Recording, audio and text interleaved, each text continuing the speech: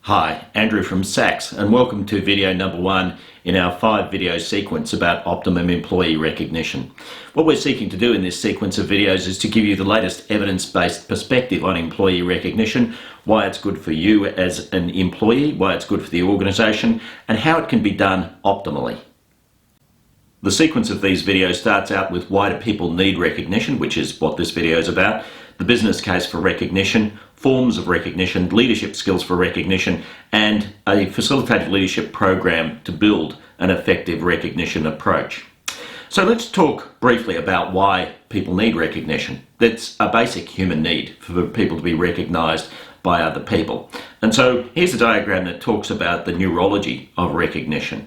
Recognition triggers our reward system and gives us a surge of dopamine, which is a reward chemical, and that creates positive emotions like happiness, pride, and enjoyment. So when people tell us, for instance, that we're doing a good job, that creates a neurological response, which is a positive neurological response.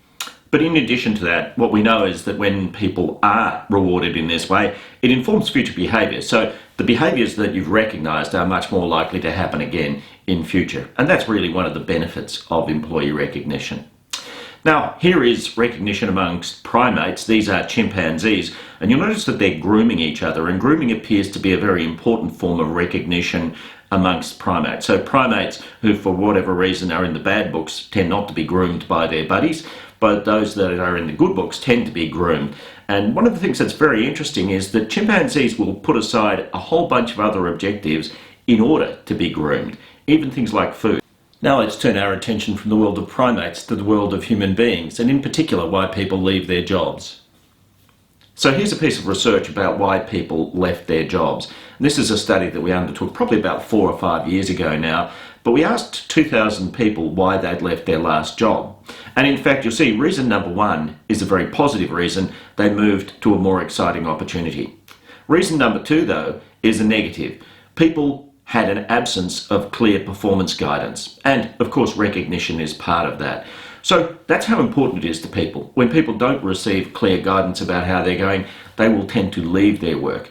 Now, if you want to have a positive, engaged workforce, recognition is the positive part of performance guidance or performance recognition. So a really interesting question, and a typical psychology question, is whether people need recognition to the same amount. And the answer is no. Some people need it more than others. And this is the Hexaco model of personality as discovered by Kibiam Lee and Mike Ashton in around about 2007. And what you'll see here is that there are a number of personality characteristics, and I won't go into them all, but people who are highly emotional tend to need recognition more than people who are emotionally stable. You may have worked with some people in the past who you think, well, you know, they seem to be relatively independent in terms of recognition. They can get by without high levels of recognition. Others seem to be more needy in that respect. Emotional stability is a driver of this. If people are unlucky enough to be emotionally unstable, not only is that a predictor of work outcomes like productivity, but it's also a predictor of things like the degree to which people need to be recognised. The more emotionally unstable you are, the more likely it is that the recognition will do you good. Whereas if somebody is highly resilient, it doesn't seem to matter so much. Of course it matters to everybody, but it matters more if you happen to be a bit emotionally unstable. Then you get to extroversion and introversion. Extroverts prefer recognition which is given in a group setting, whereas an introvert may prefer a kind of a quiet chat about what it is that they've done well or badly.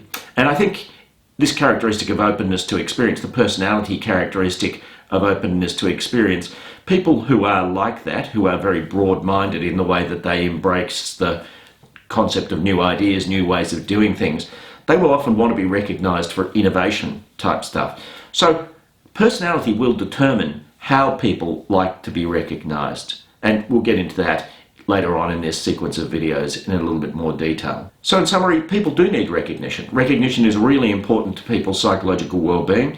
It's important to a different degree to different people, but we all, even the most resilient people on earth, need recognition from time to time. And here's the agenda for the rest of the videos in this sequence. We've dealt with the question of why people need recognition, and they do. The second, just about to come up if you continue on the sequence, is the business case, achieving our goals. In other words, how does recognition pay off for the organisation? And we go on to forms of recognition, leadership skills for recognition, and facilitative leadership to build a recognition program.